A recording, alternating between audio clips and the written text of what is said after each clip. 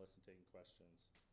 Chief Barrett with the county, or Sheriff Barrett will be here with the county, and we'll also have Barbara Weirs from the school, so just so everybody knows. Will the three be taking questions? He will not be taking questions. Can I ask why?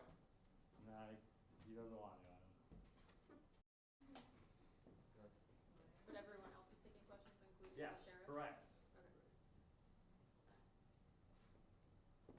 So when you say down the list, you mean down? Yeah, I got a list right here and go down like we did yesterday, so thank you.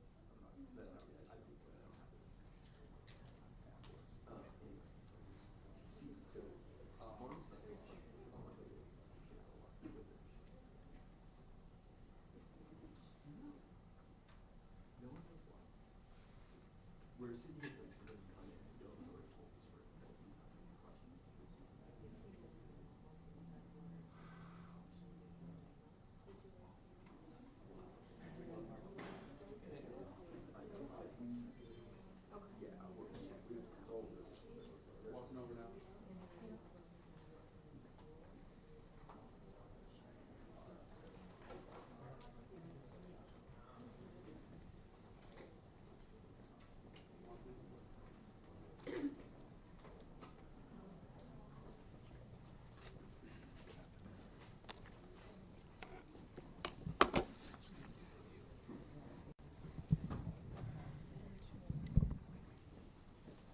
Boards. Careful.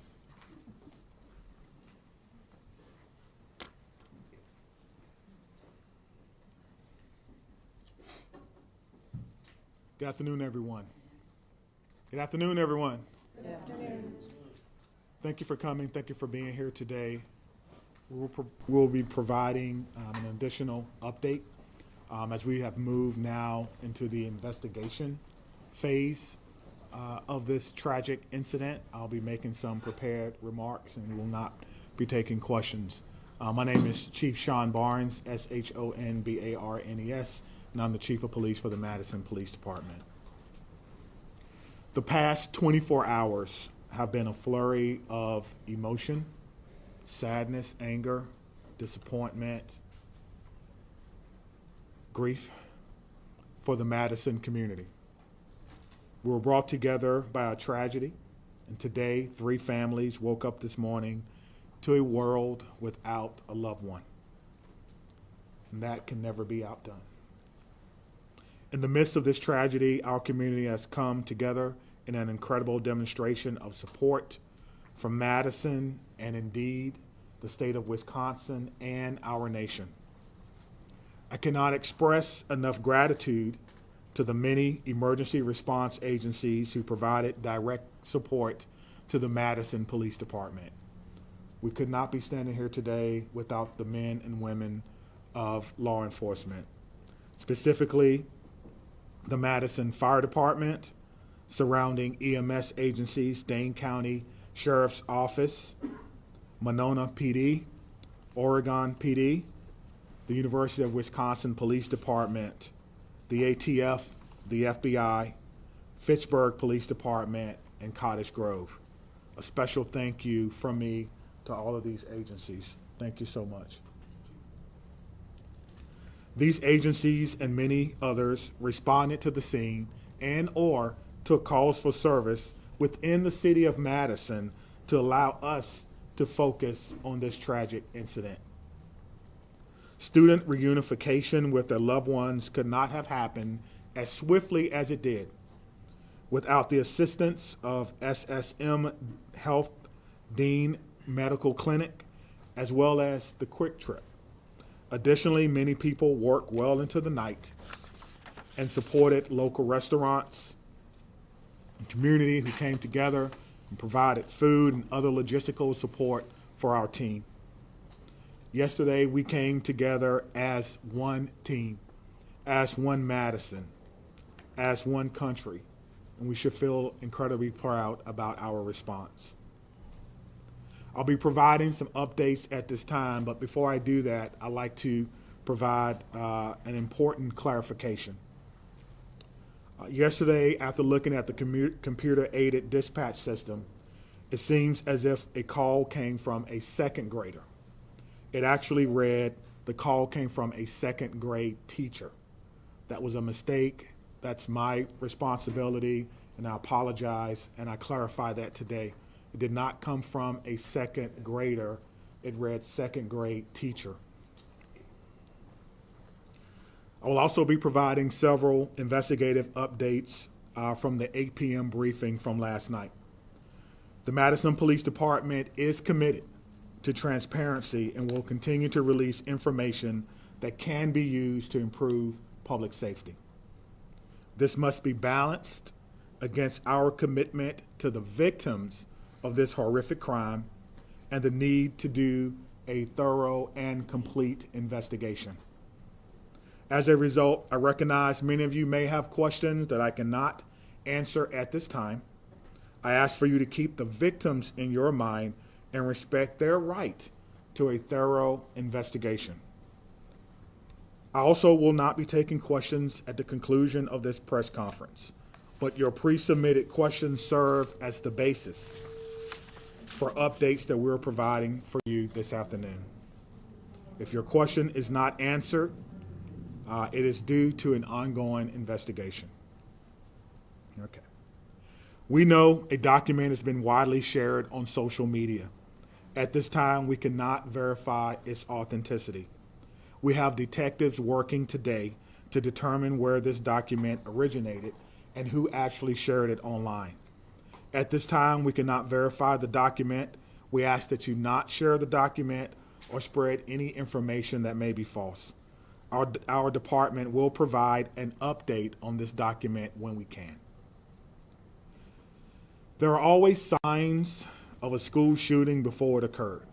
Some of you have reached out about Rupnow's social media activity prior to yesterday's shooting. We're looking into her online activity. We're asking anyone who knew her or who may have insights into her feelings leading up to yesterday to please contact the Madison Area Crime Stoppers. Again, anyone who may have known her or knew what she was feeling or going through at that time, please direct those inquiries to Madison Area Crime Stoppers. That number is 608-266-6014 or at P3 Tips. P3 Tips. We will not be releasing specifics about these social media accounts at this time. Identifying a motive is our top priority, but at this time, it appears that the motive was a combination of factors. Again, we cannot share that information at this time because we do not want to jeopardize the investigation and those who are currently cooperating with us. All patient status remain unchanged. The 911 calls are the record of the 911 Communications Center, and their standing operating procedure is not to release documents in open and active investigations. Again, we are working to authenticate the documents that you see online that some are referring to as a manifesto. And as soon as we do that, we will let you know. Now, the process for doing that is looking at original documents that may have been taken from the suspect's home, looking at information that may be on laptops or on computer to determine if this document originated from our suspect.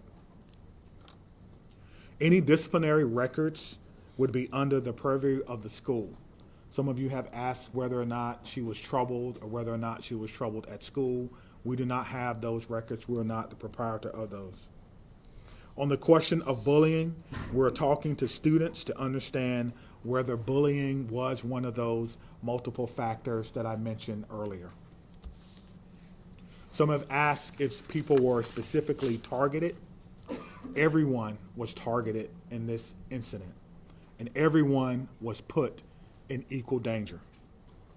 Today, numerous MMSD schools were targeted by false threats, often known as swatting. We're working closely with the Madison Metropolitan School District to determine where these originated and to investigate this call. We do not believe that there are any current threats to any Madison area schools, and will continue to investigate these calls and any threats of violence as they come in. Let me be clear on this point. Making false threats is a crime, and we are working with the district attorneys to prosecute these crimes as information is gathered. And if we have to do that, we certainly will. I encourage all parents, all family members to talk to your loved ones about this. We will determine where they originated. We'll use federal partners if we have to and levy those charges as well. As we continue to investigate what happened yesterday, we're keeping the victims and their families in the front of our minds. We want to thank the countless people and organizations who've reached out to support them, as well as the Dane County Victim Witness Unit and the Dane County Emergency Management, who provided direct support to the families. To the Abundant Life Christian Academy, this is a hurting and haunting situation, and the many survivors will need our continued support, and we pledge to give them that in the days, months, and even years ahead. As a community, we must not allow violence or any act of violence to define us. We refuse to allow hate or destruction to win in this city, but rather we will honor our survivors, our victims, through love, support, and the Madison way. Please continue to take care of yourself and take care of each other. At this time, we have several officers who are working today who was working yesterday. They were given the opportunity to stay home on what we commonly refer to as an administrative day. They were offered peer support, emergency assistance program through our city. But those officers chose to come to work today and serve their community. So at the end of my remarks, I'm going to find each and every one of them and personally shake their hand and thank them on behalf of a grateful city, and a grateful administration, and a grateful department and profession for their act of selfless public service. Thank you. Mayor. Thank you, Chief.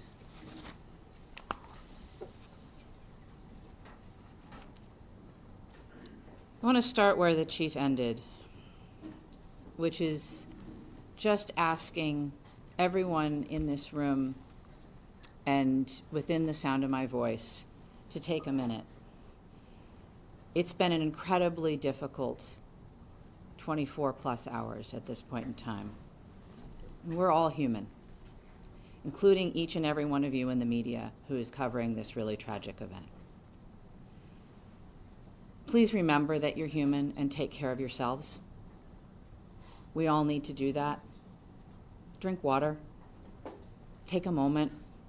access whatever mental health resources you need, because that's our job now, is to take care of ourselves so we can take care of each other and our community.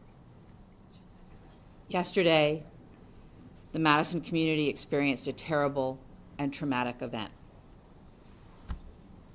If there's any positive in it, it's that the educators at Abundant Life, our local law enforcement and first responders, and our community partners were prepared to respond.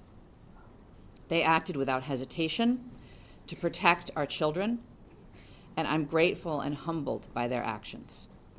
It's a day that I hoped never would come to our city, but like so many other communities, here we are. We will never be the same, but we will get through this together. I want to ask again that everyone, please respect the privacy of the victims, their families, and those in the Abundant Life community. Right now, our full focus is on caring for those impacted. First and foremost, the victims and their families, the Abundant Life students and educators, our first responders, the students and educators across the city who woke up this morning and went into a school building not knowing if they would come home tonight. The incredible bravery of that act. I think all of our students and educators are feeling scared and vulnerable right now. We are also trying to care for our whole community, because I believe we are all fearful and grieving and impacted. The City of Madison is working closely with Dane County, with community partners, with state and federal government resources to provide support and counseling to all those affected. I want to direct folks to a new city resource website that's available at cityofmadison.com/resources, which includes trauma-informed community resources, updates, community mental health resources, and information about vigils, other public events, and where folks can donate to support the Abundant Life families and our community. I want to highlight two things that are also on that website, and once again, that website is cityofmadison.com/resources. If you wish to support the families, the request is that come in the form of financial support through a site set up by the United Way of Dane County. You can visit unitedwaydanecounty.org, or you can text HELP for ALCS to 40403. Again, that's HELP numeral 4 ALCS to 40403. The community is also invited to a vigil tonight by the Vel Phillips statue at the Capitol at 6 p.m. Again, that's at the Capitol building by the Vel Phillips statue at 6 p.m. I would ask that everyone, and particularly the folks in this room, please avoid spreading misinformation, particularly via social media.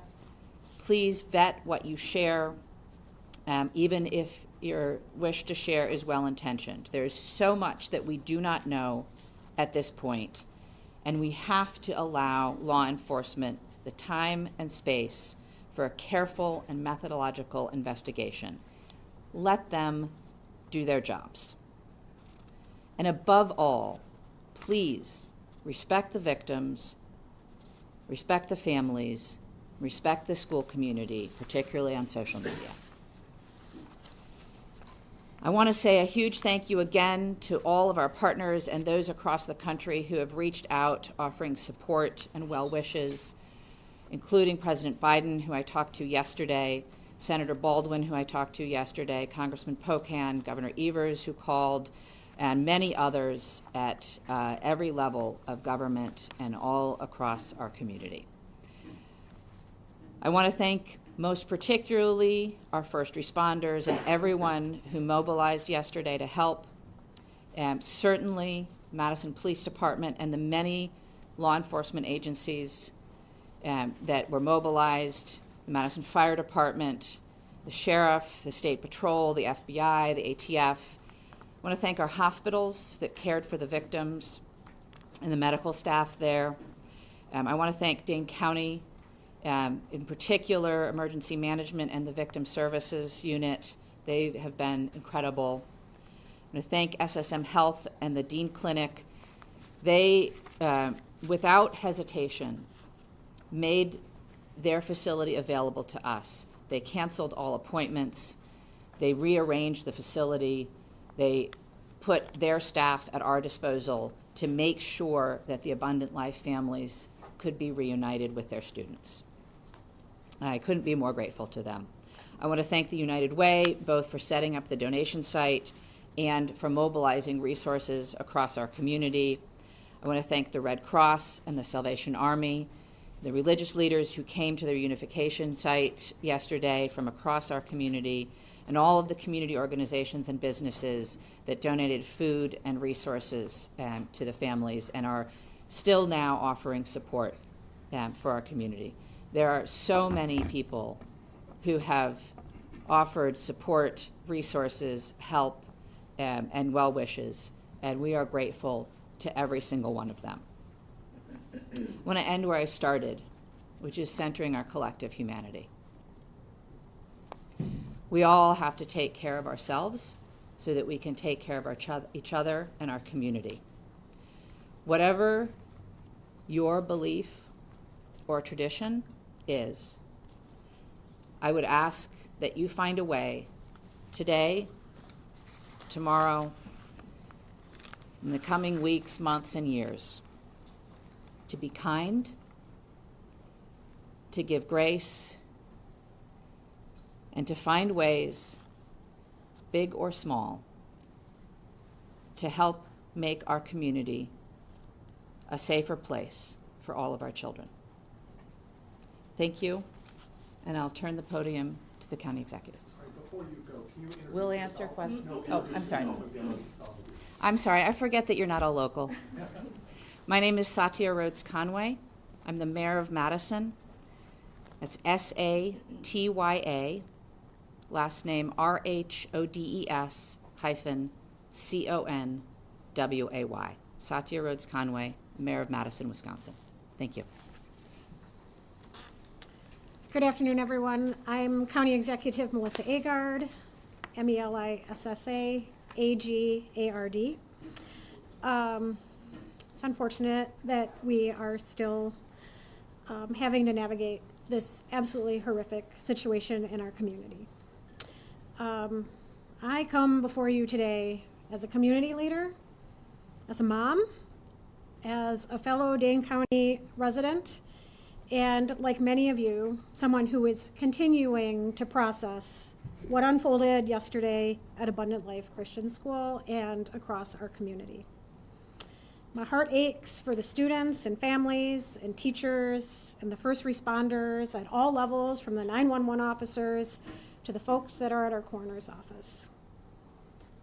Every single one of us has been impacted in an unimaginable reality by this situation.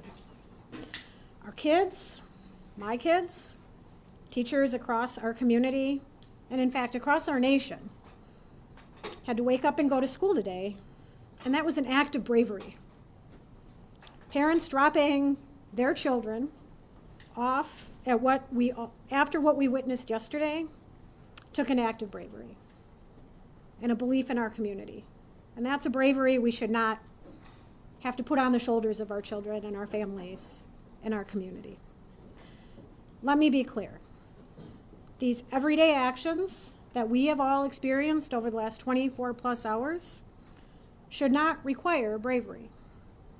They should be routine and joyful, especially at the end of a year, wrapping up a semester. Our kids should be laughing and learning and thinking about pajama day. as they're heading into the holiday season. But right now, that's not the case. And right now, it's okay to not feel okay. That's how we move forward. And for some, the weight of this tragedy is overwhelming. I'm sure they're feeling sad and anxious and numb. We've heard that even from our police chief.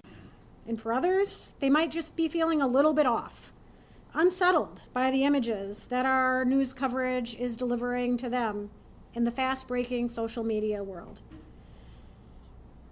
And it's playing on repeat. And I am grateful for what it is that you all do. But this is impacting people in a different way. And I want you all to know, and people across our community, that their feelings are valid and they are not alone. Seeking support, talking to someone you trust, simply admitting that you're not okay is not a sign of weakness. It's actually a sign of strength. And whether you're feeling hopeless or scared or just not quite yourself, know that there are resources here in Dane County and in our community that will be here and continue to be here to support you in order to help people move forward through the healing process. Believe me, we are in this together. That is the Dane County way. That's what we do best. Through painful conversations and tears and hugs and vigils, we're going to heal. We're not going to be the same, but we're going to heal.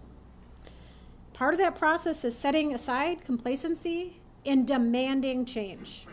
As someone who served 12 years in our legislature and had a front row seat to the inaction of addressing gun violence in our communities, I'm not stepping aside from that mission in my life. There's going to be public debate about the motives and other aspects of this mass shooting.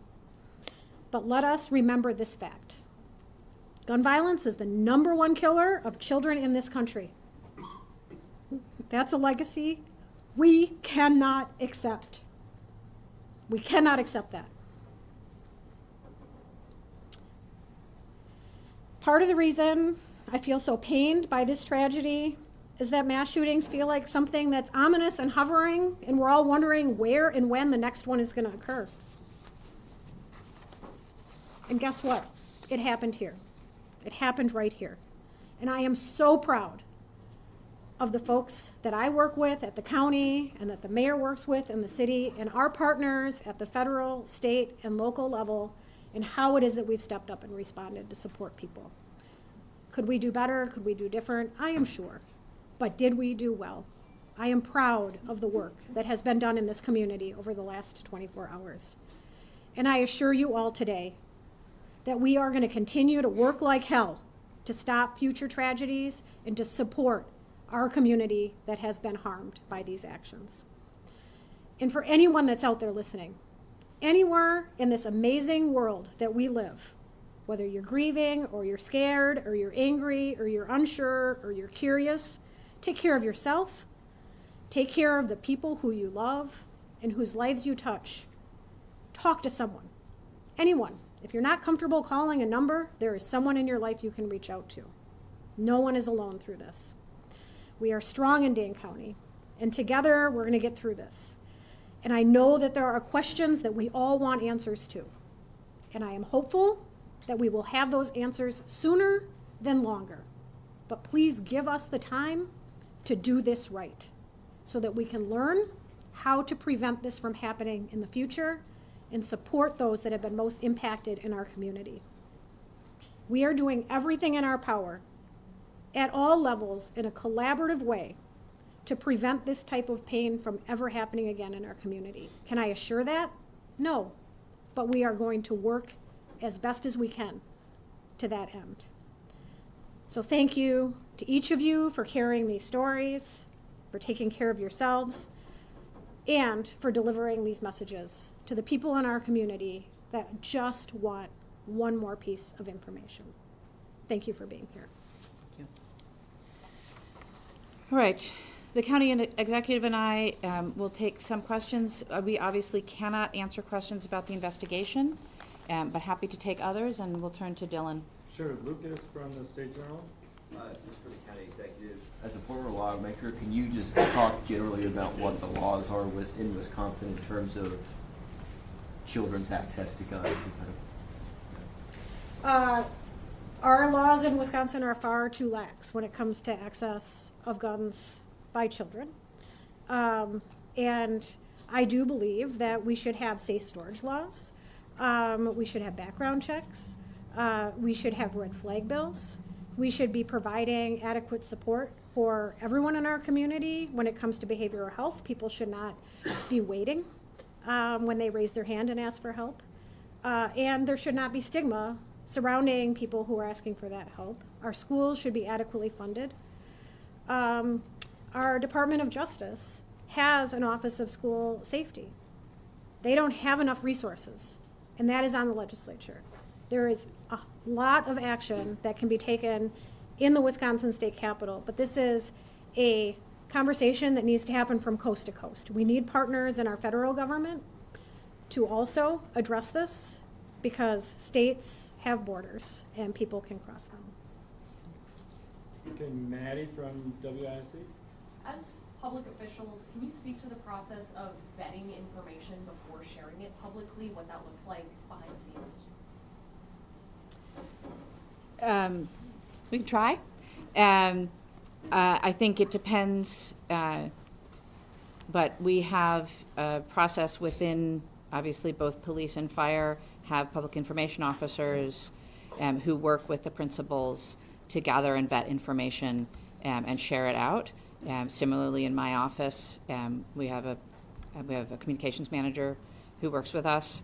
In terms of the investigation, I can't really speak to that process, but there is a process within law enforcement to decide what information can be shared that won't jeopardize the investigation, and then to do our best to verify information before we're sharing it publicly. Obviously, in an event like this, there is a lot of chaos, and it can be difficult to parse out where information is coming from and how accurate it is at any given time. And so in a developing scene, sometimes we will share information that's not 100% correct. But as you've seen already, the chief comes back and tries to give out the best information we can and correct any mistakes. Scott, do you have anything? Do either of you believe that there ought to be charges brought against the parents or anyone else involved in this incident? I think it's far too early to comment on that. As the investigation proceeds, I think law enforcement will take the steps necessary, but we don't know nearly enough yet. Cody, do you have a question? Okay, Madison? Seeing as Police Chief Sean Barnes is not here, maybe somebody else who is here with law enforcement can speak to this. He mentioned yesterday that the family or the father seems to be cooperating. If you drive past the house that they were searching, that doesn't look like the home of somebody who is cooperating. So maybe can you explain to an untrained eye the state and the condition of the home and the manner of which it is in at the moment? Is there anyone here that can speak to that? Sorry, we'll have to follow up on that for you. Chloe? Again, I'm not sure if anyone is able to speak to this, but I know Chief Barnes kind of briefly mentioned that students are talking about if the suspect is, talking or was bullied. Is there anyone that can, speak to that right now? If students are coming forward at this time and kind of sharing what they saw and heard in school yesterday, or their relationship with the student. So I think broadly, at this point in time, it's a very active investigation. You heard the chief ask folks who want to share any information that they may have to share that via Crime Stalkers, and I would echo that if anybody has information that's relevant to the investigation, to please share it through Crime Stalkers. I think today is going to be a very difficult day for all of our students in Madison. I know that our schools and teachers are doing their best to support kids. And I think the county exec has kids, as I do not, so she may know more about that. So I do have a son in our Madison schools, and it was hard for him to get up and go to school today. And then the school was locked down because many schools in Madison area were locked down due to swatting. And that was triggering not only to him and his peers, but to family members and educators. And the world that our kids are in now is very different than the one I grew up in. They have access to social media and digital communication in the palm of their hands. And they are oftentimes sharing information that has no source. It is our jobs as adults and as folks on the front lines to remind them that nothing is valid that they are sharing at this point in time, but to be there as they continue to process this. Again, my message to my son and to his friends and to other families that have been reaching out is if you do feel that you have any information, if you feel like it might be something that would be helpful and you're not quite sure, you should still call Crime Stoppers. The smallest piece of information could be the last piece of information that we need. So don't second guess yourself. Please reach out to Crime Stoppers. Parents, support your children through this as they are navigating.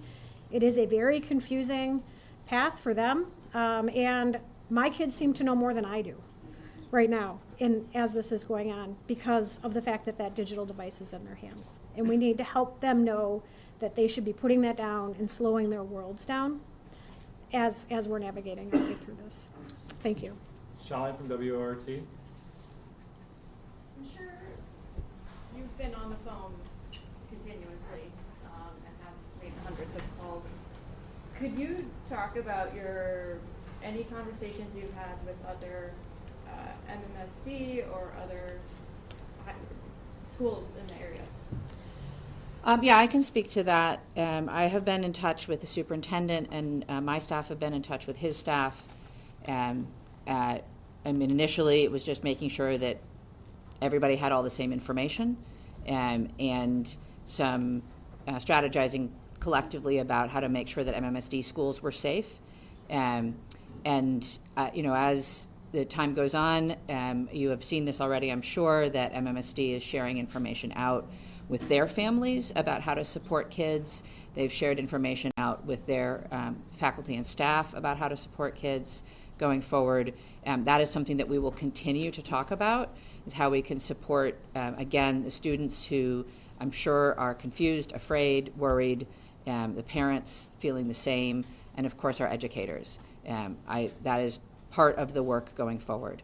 I do also want to just recognize that there are schools, obviously, in our community that are not part of the Madison Metropolitan School District, and we are reaching out to them as well and making sure that they are supported and have the same level of resources. And that support is coming definitely from the state, but also from the county and the city, and will come more as we go forward.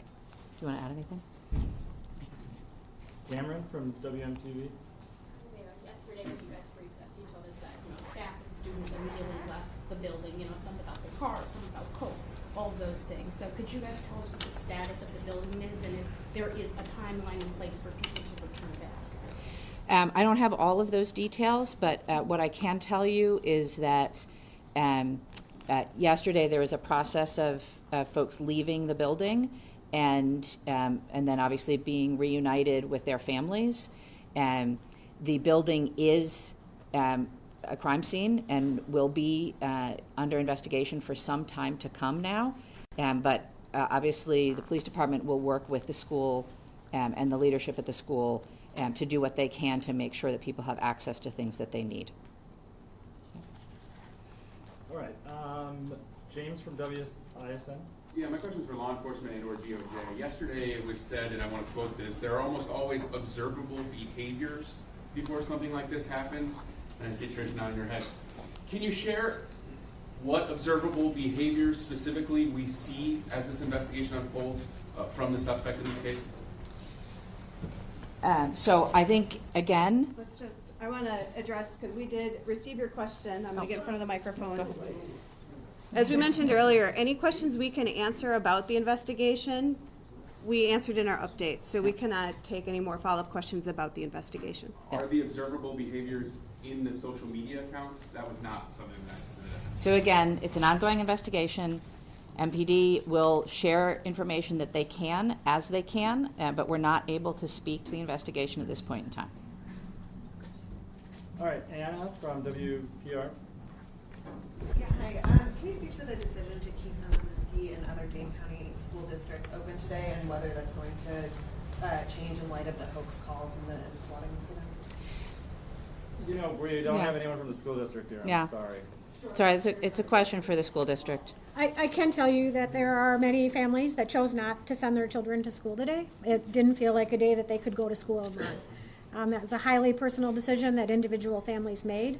I honor local control. I honor our local governments and our school boards and our superintendents, and they are navigating this best as they can for their communities. All right, David from the Journal-Sentinel. Hey, thanks for taking my question. Wanted to ask about a timeline or any further information you can give on the victims of this incident and kind of if there's any timeline for when that might be. I'm not aware of a timeline at this point in time. Thank you. All right, Ian from CBS News. Why didn't the school have a resource officer, and would having one have made a difference? That's a question for Abundant Life. We can't answer that. Would having resource officers, I'm told that Madison doesn't have resource officers in their schools. Is this something that would be? So again, that's a decision that's made by the individual schools and school districts, so it's not something that we can speak to. Brianna? Two questions, if I may. One, the police chief made a correction saying that it was actually a second grade teacher who made that 911 call. Have officials been in touch with that teacher? Is there anything you can share about who the teacher is? There's nothing we can share at this point in time. And then, are you able to speak to the general protocols about bullying? How does the school monitor bullying? Do they have protocols in place to monitor how that happens? Again, we don't represent Abundant Life, and so we're not able to answer questions for the school. All right, Shaq? Is anyone from Abundant Life able to speak, or She just had it. Okay, I'm sorry. just making sure. Okay, we got to wrap it up here, so we'll go. Well, Mayor Conway, are you able to just say, I mean, right now we know the victims as students and teachers, nothing more. Can you just speak a little bit more to that? I understand you're trying to respect their privacy, but can you speak a little bit more to the personality? Were they engaged in sports? Were they beloved by the community? I'm sorry, we can't share anything more at this time, and it's Rhodes Conway. Oh, excuse me. Yeah. We really can't share that. Okay, so Adam from CBS 58. Sure. So it's been 27 hours now. Why can't we share the identities of the victims? It is my first priority, and I believe the priority of many of us here, to respect their privacy and their timeline. These are folks that have been deeply impacted by trauma and are grieving. And frankly, I think it should be up to them whether and if they want to share any personal identifying information with anyone at all. But it's not up to me. It's a law enforcement decision. And so when law enforcement feels like that's appropriate, they will share that information. The shooter was named yesterday. Do you know why the victims were not named? No, that's a law enforcement decision. He unfortunately walked out the door, too. Do you know when we'll be able to talk to him? I don't. Adding off that question, I mean, we've been sitting here for the last 27 hours, as Adam mentioned. Why would you guys not have the proper people in place to answer some of these questions? You guys, including the fire chief, have sat here and tried to say that you want to dispel rumors on social media. You want to make sure that you're giving factual information. We're asking questions that have been circulating on social media, including rumors about the victims. Why not provide clarification and actually have people here to answer those questions to set the record straight? I don't know how many times I can say this. We will share good, factual information when we can. None of you is obliged to stay here. You're free to leave. You don't have to be sitting in this room if you don't want to. We will share information when we can. It's very important that that information be as factual as possible. All right, I'm going to say this and then we're done. It is absolutely none of y'all's business who was harmed in this incident. Please have some human decency and respect for the people who lost loved ones or were injured themselves or whose children were injured. Just have some human decency, folks. Leave them alone. Let them grieve. Let them recover. Let them heal. Don't feed off their pain. We'll share what we can when we can, and not before that. Thank you. Is there another briefing scheduled? There's not. Why didn't you allow me to ask the question? I didn't.